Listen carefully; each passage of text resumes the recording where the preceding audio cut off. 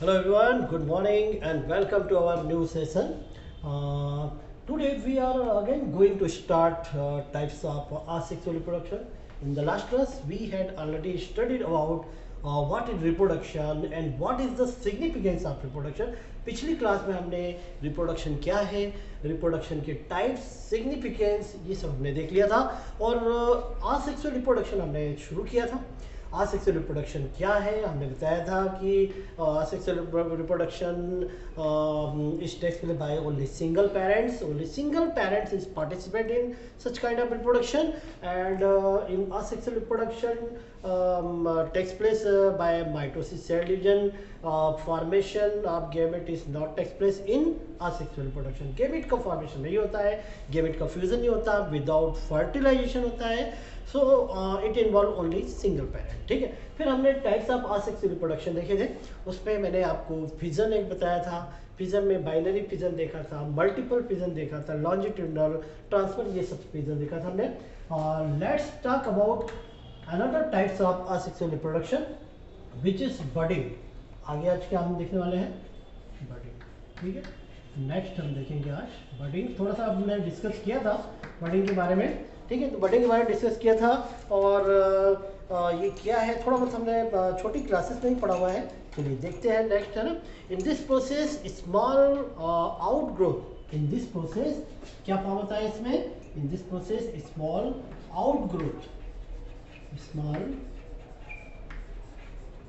Outgrowth comes out from the body of animal. Small outgrowth comes out from the body of animal.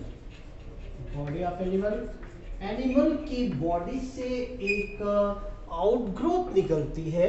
Small outgrowth comes out from the body of animal, animal की body से एक outgrowth निकलती है। कैसे देखिए जरा, suppose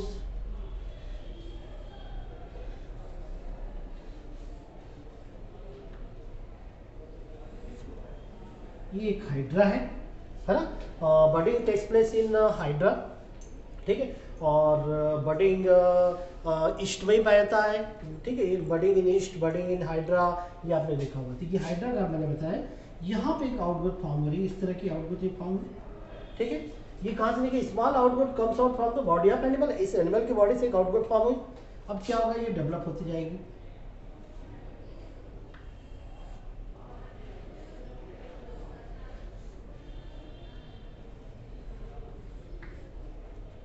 इसे develop होती जाएगी। ठीक है, हमारा समझ में ये क्या होती जाएगी, it developed into new individual. ठीक है, when it fully develop, fully mature, it get detached from the main body और पेरेंटल बॉडी। ठीक है, ये क्या होती जाएगी, डेवलप होती जाएगी। आप देख रहे हैं डेवलप होती जा रही है।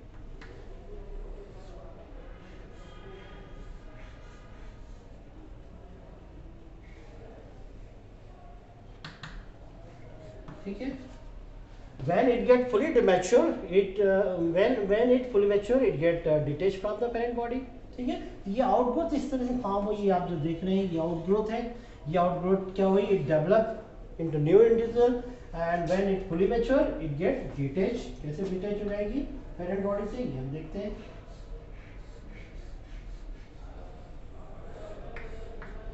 हो जाएगी इससे डिटैच, और ये भी क्या हो जाएगी, नए इंडिविजुअल में तैयार हो जाएगी। तो इस तरह से एक पेरेंट बॉडी से, एक सिंगल पेरेंट से एक नया इंडिविजुअल, एक डॉटर सेल फॉर्म हो गई है। आप देख रहे हैं बिल्कुल क्लियर। तो इसको बर्ड मतलब, बर्ड का मतलब होता है एक उभार, एक प्रोटूबरेंस, एक इस तरह से आउटग्रोथ का फॉर्म होना। वो आउटग्रोथ डेवलप होती जाती है और फुली मैच्योर होने के बाद पेरेंट बॉडी से डिटैच हो जाती है। तो ये बर्डिंग प्रोसेस हाइड्रा में देख रहे हैं। ये किसका एग्जाम्पल है, ये एग्जाम्पल है हाइड्रा।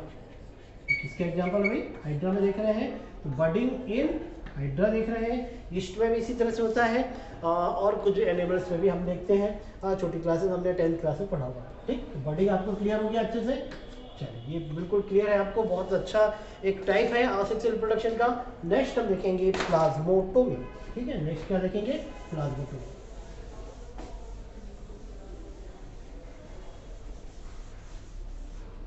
नेक्स्ट हम टाइप देखने वाले हैं plasmotomy.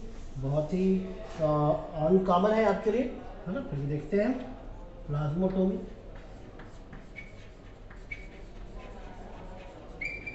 These are also types of asexual reproduction. In certain multinucleated protozoan, ठीक है, in certain multinucleated protozoan like as Opelina, Polymixa, etc. ठीक है, cytoplasm is involved in cell division. Cytoplasm is involved in such type of reproduction, but nucleus do not. Nucleus divide नहीं होते हैं. Later on daughter cell regain, ठीक है, later on daughter cell regain into new number of nucleus, ठीक है, by nuclear division. ठीक है, तो क्या बताया मैंने प्लाज्मोटोमी में? in certain multinucleated protozoans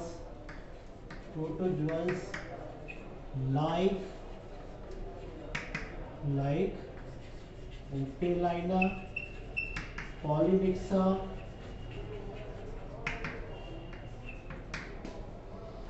only cytoplasm divide only, nucleus do not. ठीक है, फिर क्या होता है बाद में? लेटर ऑन डॉटर सेल, बाद में क्या होता है? डॉटर सेल होती है regain into number of nuclei by nuclear division. ठीक है, तो प्लाज्मोटोमी में होता है सर्टेन मल्टीन्यूक्लिएटेड जो प्रोटोजोन्स होते हैं लाइक ओपेलाइना, पॉलीमिक्सा, इसमें साइटोप्लाज्म डिवाइड होता है ओनली, न्यूक्लियस डिवाइड नहीं होता. Nucleus do not. Later on daughter से regain into number of nuclei by nuclear division. ठीक है, ये देखा आपने प्लाज्मोटोमी मेथड. और प्लाज्मोटोमी मेथड के बहुत अनकॉमन है, उतना देखने को नहीं मिलता है. जनरली हम बडिंग और फिजन के बारे में ही पढ़ते हैं. ठीक है, इसके बाद हम देखेंगे next method by gemmule formation. ठीक है, इसमें क्या देखेंगे? By gemmule formation, by gemmule. ठीक है, तो चलिए देखते हैं गैम्यूल फॉर्मेशन में क्या होता है.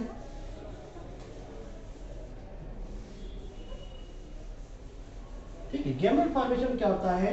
In certain metazoal like fresh water sponges, in certain metazoal, कुछ मेटाजोअल जो होते हैं उनमें ये होता है. Metazoal like fresh water sponges. Asexual reproduction takes place by formation of a peculiar body. Asexual reproduction takes place by formation of peculiar body which is known as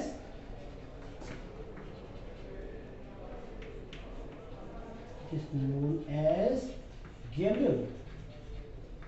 ठीक है, मतलब क्या होता है? कुछ मेटाजोअल्स जैसे लाइक फ्रेश वाटर स्पंजेस में, उसमें क्या होता है कि जो असेक्सुअल प्रोडक्शन जो होता है वो कुछ एक फॉर्मेशन ऑफ पिकुलर बॉडी जिसको गैम्यूल कहते हैं उसके थ्रू होता है. And gemmule is composed of undifferentiated cell which store reserve food. ठीक है, ये जो गैम्यूल जो होता है ये एक अनडिफरेंशिएटेड सेल होता है. कैसा होता है ये? अनडिफरेंशिएटेड सेल होती है. और ये अनडिफरेंशिएटेड सेल जो रहती है क्या स्टोर करके रखती है? रिजर्व फूड स्टोर करके. क्या स्टोर करके रखती है? रिजर्व फूड स्टोर करके रखती है. ठीक है, तो आपने 3 मेथड देखी अभी यहाँ पे फिलहाल. एक तो हमने देखा बडिंग, सेकेंड हमने देखा प्लाज्मोटोमी और थर्ड देखा गैम्यूल. इसके बाद नेक्स्ट देखते हैं हम फ्रेगमेंटेशन और स्पोर फॉर्मेशन. ठीक है,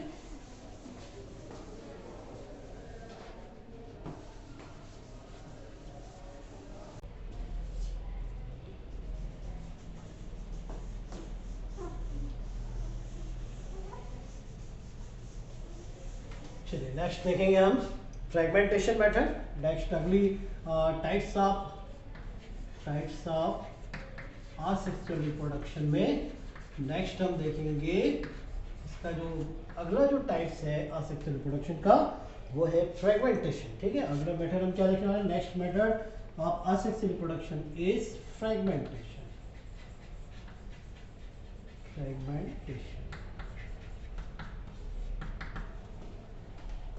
Fragmentation is a type of asexual reproduction in which parent's body breaks into small pieces or fragment। ठीक है, इसमें क्या होता है, जो पेरेंट्स बॉडी रहती है वो स्मॉल फ्रेगमेंट या पीस में ब्रेक हो जाती है। क्या होता है इसमें? In this method parent body breaks into two or more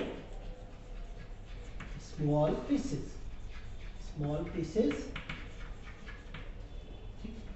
which is known as fragment,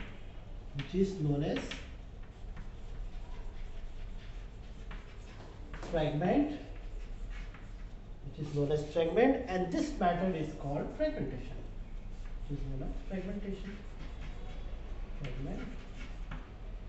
And this method is known as fragmentation. ठीक है, तो इसमें पेरेंट बॉडी है, वो पेरेंट बॉडी छोटे छोटे पीसेस में ब्रेक होती है और ब्रेक होने के बाद क्या होता है, वो नए इंडिविजुअल में डेवलप हो जाती है। ठीक है, तो आगे आप बता सकते हैं this pieces or fragment are develop into new individual. ठीक है, fragments are develop into new individual. नए इंडिविजुअल डेवलप हो जाते हैं। सपोज ये एक प्लेन एरिया है। ठीक है, इसकी कुछ बॉडी फ्रेगमेंट में डिवाइड हो जाती है, ये एक पार्ट, ये पार्ट, ये पार्ट। ठीक है, अब each part develop into new individual. ये जो रहेगा ये आगे क्या हो जाएगा, ये नए इंडिविजुअल में डेवलप हो जाएगा। क्या हो जाएगा? नए इंडिविजुअल में डेवलप हो जाएगा। तो इस तरह से फ्रेगमेंट या पीसेस से नए इंडिविजुअल का तैयार होना फ्रेगमेंटेशन कहलाता है। एक और इससे रिलेटेड एक मेथड है जिसको रीजनरेशन कहते हैं। ठीक है, एक और मेथड है जिसको रीजनरेशन कहते हैं। रीजनरेशन यहाँ पे भी हो रहा है, लेकिन क्या पेरेंट्स बॉडी की जो पीसेस हुए उस पीसेस से नई बॉडी का फॉर्मेशन हो रहा है, इसलिए इसको फ्रेगमेंटेशन कहते हैं। रीजनरेशन में क्या होता है? Regeneration is also types of asexual reproduction in which injured part are regrowth or regenerate into new body. इसमें क्या होता है? रीजनरेशन में जो इंजर्ड पार्ट रहता है, जो डैमेज पार्ट रहता है वो डेवलप हो जाता है नए पार्ट में। जैसे आपने लिजार्ड में देखा है, लिजार्ड की टेल कट हो जाती है, टेल कट होने के बाद वहाँ पे नई सेल का फॉर्मेशन होता है, टिश्यू डिफ्रेंशिएट होते हैं और फाइनली उसकी टेल डेवलप हो जाती है। ठीक है, तो ये रीजनरेशन कुछ ऐसा कुछ ही होता है। तो फ्रेगमेंटेशन जो होता है ये प्लेन एरिया में होता है, ये हमने प्लेन एरिया का एग्जाम्पल दिया। हाइड्रा में भी होता है, स्टारफिश में भी होता है। ठीक है, इन सब में ये फ्रेगमेंटेशन देखने को मिलता है। ठीक है, तो आपने देखा फ्रेगमेंटेशन, अगले मेथड जिसमें फ्रेगमेंट्स या छोटे पीसेस जो है वो एक नए पार्ट या नए बॉडी में डेवलप हो जाते हैं। चलिए नेक्स्ट देखते हैं फ्रेगमेंटेशन के बाद स्पोर फॉर्मेशन और स्पोरुलेशन। नेक्स्ट क्या देखेंगे हम? स्पोर फॉर्मेशन और स्पोरुलेशन।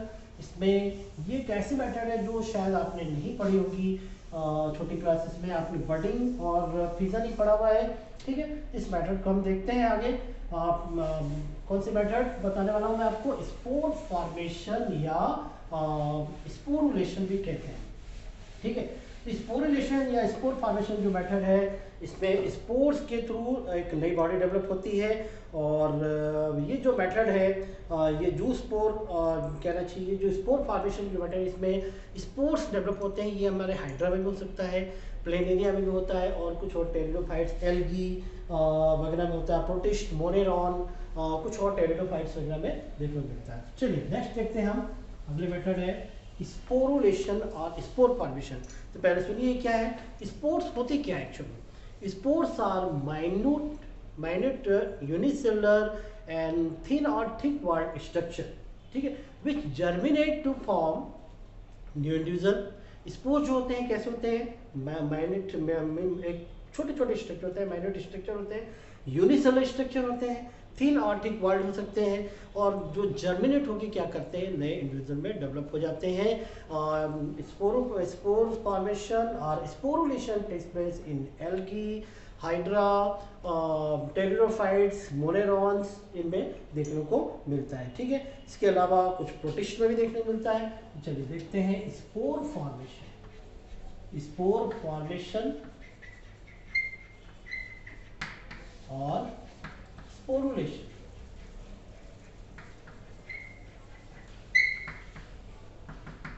ठीक है, तो स्पोर फॉर्मेशन और स्पोरुलेशन मैंने अभी बताया। स्पोर्स आर कैसे स्ट्रक्चर होते हैं, spores are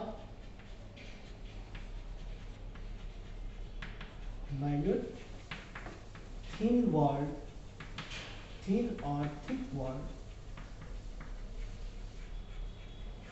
unicellular structure, unicellular structure which germinate to form new plant, which germinate to form new individual, नए इंडिविजुअल में जर्मिनेट होके स्ट्रक्चर बना लेते हैं, ठीक है। तो ये इस तरह से स्ट्रक्चर आप जो देख रहे हैं,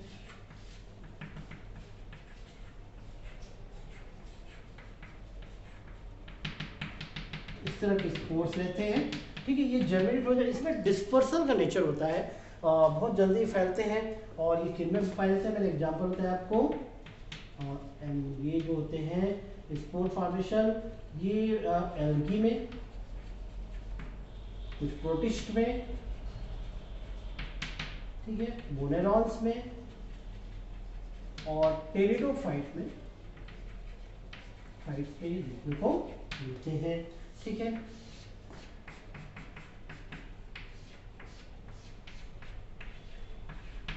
इस तरह से स्पोर्स रहते हैं छोटे छोटे, जो कि डेवलप होके एक नए इंडिविजुअल में तैयार कर लेते हैं, नए प्लांट में डेवलप हो जाते हैं, ठीक है। तो spores are minute involved structure, unicellular structure germinate to form new individual. Example आपको बताया। तो इस तरह से स्पोर फॉर्मेशन, तो ये सब जितने मेथड हमने देखे, यहाँ पे हमने फिजन देखा, फिजन में बहुत सारे फिजन देखे, simple fission, binary fission, multiple fission, longitudinal transfer fission, examples देखे। फिर हमने देखा बडिंग मेथड, बडिंग के बाद हमने देखा cable formation, plasmotomy, fragmentation, resolution and spore formation. तो ये डिफरेंट मेथड जो हमने देखी असेक्सुअल रिप्रोडक्शन की मेथड थी, ठीक है। और बहुत ही इंपॉर्टेंट थी, टाइप्स ऑफ असेक्सुअल रिप्रोडक्शन पूछा जा सकता है आपको, ठीक है। तो ये आपको मालूम होना चाहिए। हमने बहुत सारे एग्जांपल भी देखे इनके, ठीक है। तो यहाँ पे असेक्सुअल रिप्रोडक्शन कंप्लीट हो जाता है, यूनिपेरेंटल होता है, इसमें विदाउट फर्टिलाइजेशन और सिंगल पेरेंट्स के थ्रू नए इंडिविजुअल या नए ऑर्गेनिज्म का या डॉटर सेल का फॉर्मेशन होता है। और ये सोमैटिक सेल में होता है, माइटोसिस सेल डिवीजन के थ्रू होता है, मेयोसिस सेल डिवीजन इनमें नहीं पाया जाता है। तो ये सब इनके कैरेक्टरिस्टिक्स थे। अब इसके बाद है एक और असेक्सुअल रिप्रोडक्शन के कुछ टाइप्स होते हैं। वेजिटेटिव रिप्रोडक्शन वैसे ज़्यादा डिटेल में नहीं है, पिछले साल लास्ट ईयर को हटा भी दिया था इसको, लेकिन आपको नॉलेज के लिए मैं बता देता हूँ वेजिटेटिव रिप्रोडक्शन क्या है, ठीक है। तो वेजिटेटिव रिप्रोडक्शन जो होता है ये it is the types of multiplication. Vegetative reproduction और propagation is the process of multiplication in which portion और फ्रेगमेंट आर डेवलप और प्रोपगेट इनटू न्यू इंडिविजुअल्स, ठीक है। चलिए देखते हैं वेजिटेटिव रिप्रोडक्शन के बारे में थोड़ा सा।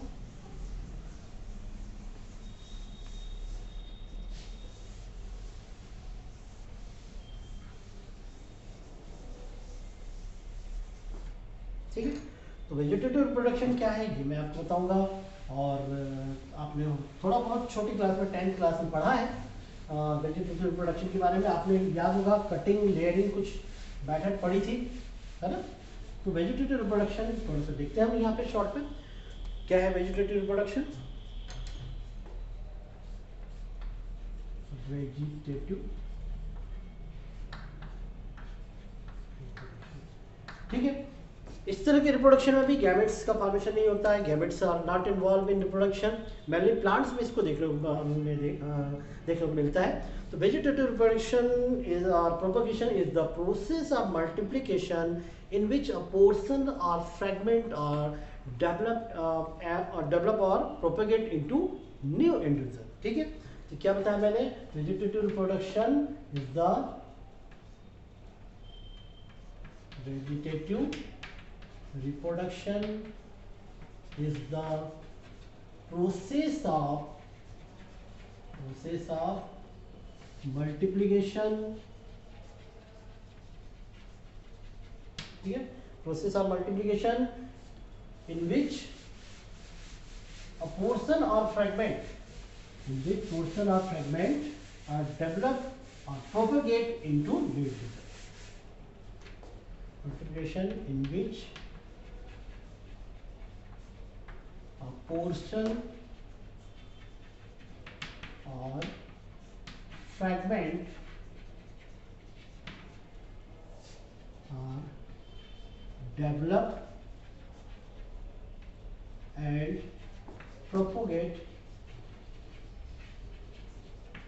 into new plants, new plant में डेवलप हो जाता है, ठीक है। तो ये वेजिटेटिव प्रोपोगेशन में कुछ पार्ट प्रोपोगेट होके न्यू एक प्लांट में डेवलप हो जाता है। और ये भी एक तरह का असेक्सुअल प्रोडक्शन ही कहलाएगा, क्योंकि यहाँ पे भी सिंगल पेरेंट्स है, एक सिंगल प्लांट से या सिंगल बॉडी से या पेरेंटल बॉडी से एक नया एक प्लांट तैयार हो रहा है, ठीक है। अब इसके कुछ मेथड होते हैं, जैसे आर्टिफिशियल रिप्रोडक्शन होता है, आर्टिफिशियल वेजिटेटिव रिप्रोडक्शन, और एक होता है नेचुरल, ठीक है। या एक काम करते हैं अपन नेचुरल को पहले बात कर लेते हैं, फिर आर्टिफिशियल की बात करते हैं। नेचुरल वेजिटेटिव प्रोपोगेशन और एक होता है आर्टिफिशियल वेजिटेटिव प्रोपोगेशन, ठीक है। नेचुरल में क्या होता है, जो प्लांट के रूट है, स्टेम है, ठीक है, या उसका एरियल शूट वाला पार्ट है, लीफ है, ये सब डेवलप होते हैं, ठीक है। इसमें क्या होता है, रूट, जैसे आपने कैरेट का देखा, रेडिश में देखा है ना, कैरेट है, रेडिश है, ठीक है। तो इनमें क्या होता है, इनसे ये कुछ पार्ट डेवलप होते हैं रूट के, और वो डेवलप होके न्यू प्लांट में डेवलप कन्वर्ट हो जाते हैं। फिर इसी तरह से स्टेम में भी देखा होगा, स्टेम में मॉडिफाइड जो स्टेम होते हैं, जैसे पोटैटो है, ऑनियन है, जिंजर है, ठीक है, पोटैटो, ऑनियन, जिंजर, है ना, ये प्रोपोगेट होके नए पार्ट में डेवलप हो जाते हैं। एरियल स्टेम, आपने ब्रायोफाइलम की लीफ देखी होगी, फिल्म की लीफ जो देखी होगी आपने, उसमें आपने ये छोटी क्लासेस में जैसे कुछ लीफ देखी होगी आपने, ये यहाँ से कुछ प्लांट, ये पार्ट डेवलप होके नए प्लांट में डेवलप प्रोपोगेट हो जाते हैं। ये ब्रायोफाइलम की लीफ में देखा होगा, एरियल स्टेम में, ठीक है। इसी तरह से लीव्स में भी होता है। तो ये इस तरह की ये जो मेथड है, ये नेचुरल वेजिटेटिव प्रोपोगेशन कहलाती है। और आर्टिफिशियल में हम इसको डेवलप करते हैं आर्टिफिशियली, और आर्टिफिशियल वेजिटेटिव प्रोपोगेशन की कुछ एग्जांपल मैं आपको बता देता हूँ, तो रिमाइंड हो जाएगा, छोटी क्लास में आपने पढ़ा है इसको। एक तो इसमें होता है लेयरिंग मेथड, लेयरिंग, कटिंग, गुटी, ठीक है, ग्राफ्टिंग, ठीक है, इन आर्चिंग, ये कुछ मेथड इसमें लेयरिंग, कटिंग, गुटी और ग्राफ्टिंग, इनऑर्चिंग, ठीक है। लेयरिंग में क्या था, शॉर्ट में फटाफट मैं सब कुछ बता देता हूँ। कॉमनली ये लेमन में, ग्रेप में, एप्पल में, ये जनरली ये मैटर आर्टिफिशियली देखने को मिलती है, रोज में, है ना, ये देखने को मिलती है, शुगर केन इनमें देखने को मिलती है। जैसे लेयरिंग में क्या करते हैं, एक प्लांट है जैसे सपोज, ठीक है, इस प्लांट की जो ब्रांच रहती है, ये ब्रांच, इस ब्रांच को हमने यहाँ पे क्या कर दिया, जमीन में इसको बरीड करके इसको क्या कर दिया, वहाँ पे गाड़ दिया जमीन में, और यहाँ पे कुछ मिट्टी पानी ये सब हमने दिया, तो यहाँ से एक नया पार्ट डेवलप हो जाता है। इसको बोलते हैं लेयरिंग मेथड। कटिंग में क्या करते हैं, हम कहीं से कोई पार्ट एक कट करके लाए, सपोज ये एक रोज का पार्ट था, रोज का प्लांट था, उसका हमने कोई पार्ट कट करके ले आए, हम किसी फ्रेंड के यहाँ गए हैं, वहाँ हमको कुछ ऐसा कलर का रोज़ मिला जो नॉर्मली हमको नहीं मिलता है, तो हम वहाँ से वो कलर का रोज़ का एक पार्ट कट करके स्टेम का ले आए और अपने घर में उसको लगा दिया। ये कटिंग मेथड क्या थी, तो रोज़ में, ग्रेप में, है ना, लेमन में ये देखने को मिलती है। फिर से इसके बाद बूटी मेथड। बूटी मेथड में क्या होता है, प्लांट का कोई पार्ट जैसे कट हो जाता है, डैमेज हो जाता है, तो उसको ज़मीन में गाड़ने के बजाय क्या करते हैं, उसको प्लांट में ही वहीं पे छोड़ देते हैं, और एक पॉट रहता है, अर्थन पॉट, उस पर पानी भर के एक छेद करते हैं, और वहाँ से एक धागा बांध के उस कटे हुए पार्ट पे उसको मिट्टी और गीले कपड़े से लपेट देते हैं, तो ये पानी वहाँ रिस के आता है, और वहाँ से फिर एक नया प्लांट डेवलप हो जाता है, तो बूटी मेथड कहते हैं। तो लेयरिंग हो गया, कटिंग हो गया, बूटी हो गया। और ग्राफ्टिंग में क्या करते हैं, ग्राफ्टिंग में एक बड लगा हुआ पार्ट को कट करके लाते हैं, ग्राफ्ट करते हैं एक पुराने पार्ट में, ठीक है। इसमें जैसे एक पार्ट है,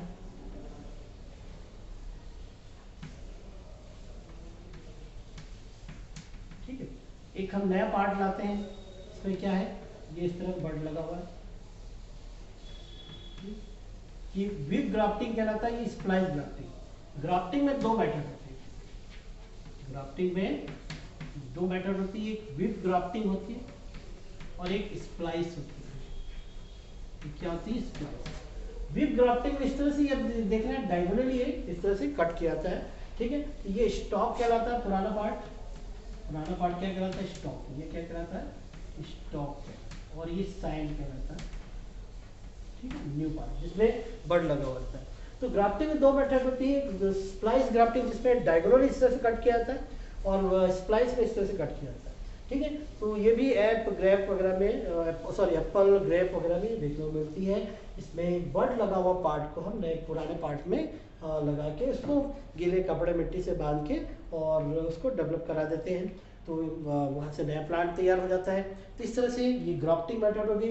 इनऑर्चिंग में एक बड लगे हुए पार्ट को एक पुराने पार्ट में कट करके, जैसे स्टेम है, यहाँ पे इसको थोड़ा सा मूव कर देंगे, छील देंगे इसको, और यहाँ पे एक बड लगा हुआ पार्ट को, ये जैसे बड लगा हुआ पार्ट को, जैसे चश्मा पहनते हैं तो वैसे बड लगे पार्ट को एक पुराने स्टेम में हम लगा देते हैं, वहाँ से एक नया पार्ट डेवलप हो जाता है, जिसको इनऑर्चिंग मेथड कहते हैं। एक माइक्रो प्रोपगेशन भी होता है, जिसमें प्लांट सेल के कुछ या टिश्यूज को एक कल्चर में डेवलप कराते हैं, माइक्रो प्रोपोगेट कराते हैं, छोटे से पार्ट, माइक्रो प्रोपोगेशन, छोटे से पार्ट को डेवलप कराना है एक नए प्लांट में, पूरा एक कंप्लीट प्लांट में।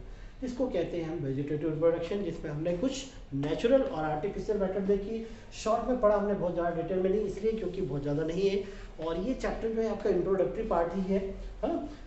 इसके बाद हम सेक्सुअल रिप्रोडक्शन देखेंगे। तो अभी तक आपने असेक्सुअल और वेजिटेटिव रिप्रोडक्शन देखा। वेजिटेटिव रिप्रोडक्शन में कुछ पार्ट या पोर्शन या फ्रेगमेंट प्रोपोगेट या डेवलप होकर न्यू प्लांट में तैयार हो जाते हैं, जिसमें हमने कुछ मेथड देखी, नेचुरल जिसमें रूट, स्टेम, एरियल पार्ट और लीफ जो है डेवलप होकर नए प्लांट में तैयार हो जाते हैं, और आर्टिफिशियल में हमने लेयरिंग, कटिंग, बूटी, ग्राफ्टिंग और इनऑर्चिंग मेथड देखी। लेयरिंग में एक पार्ट का प्लांट जो ब्रांच थी उसको हमने जमीन में दबा के वहाँ से नया प्लांट डेवलप कराया। कटिंग में एक पार्ट को कट करके हमने डेवलप कराया।